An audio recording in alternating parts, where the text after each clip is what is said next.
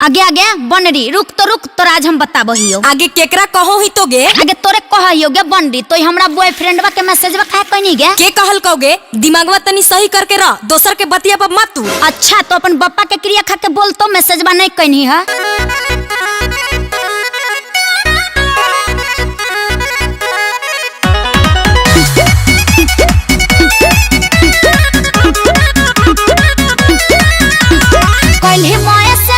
फोटे जावा देखो लियो, हाय बाई कल्हे हली खोल के पढ़ लियो।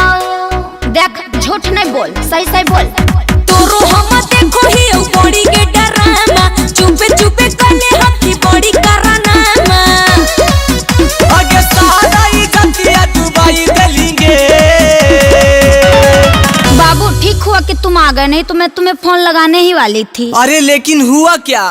तुम दोनों क्यों लड़ाई कर रही हो? अच्छा बाबू तुम ये बताओ, हमसे प्यार करते हो कि इससे प्यार करते हो? हाँ बाबू ये बता दो तुम कि तुम्हें मैं पसंद हूँ कि ये बंदरी?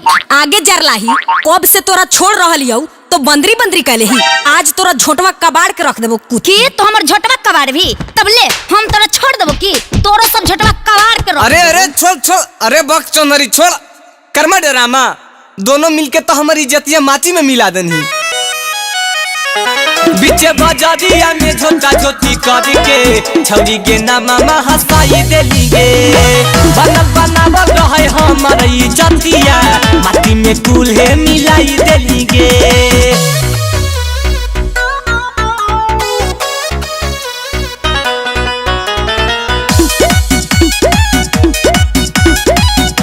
Music by Chandan Singh.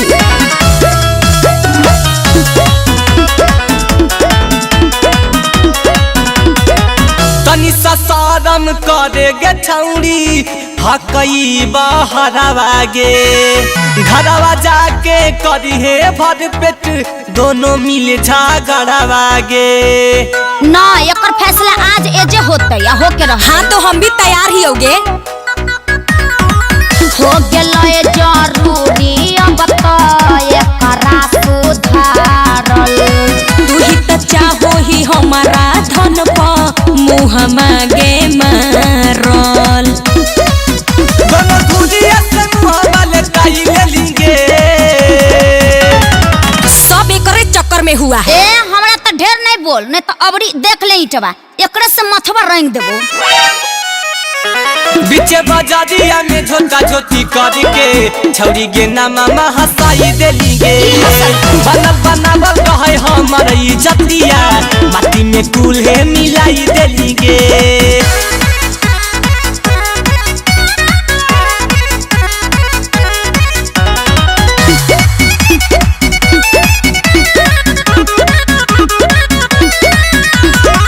नाई जादी मन में ताबू खूब ले झगड़गे।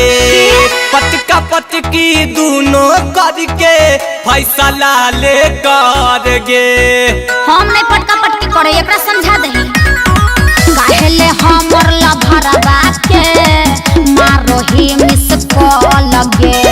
तोरा से पहिले हमारा साथे घूमो होले मॉल गे। देखो बाबू ये क्या बोल रही है, तुम इसके साथ मॉल घूमते थे? हाँ बोलो ना, चुप क्यों हो? तुम मुझे पहले डेट करते थे ना। क्या हुआ बाबू बोलो ना प्लीज।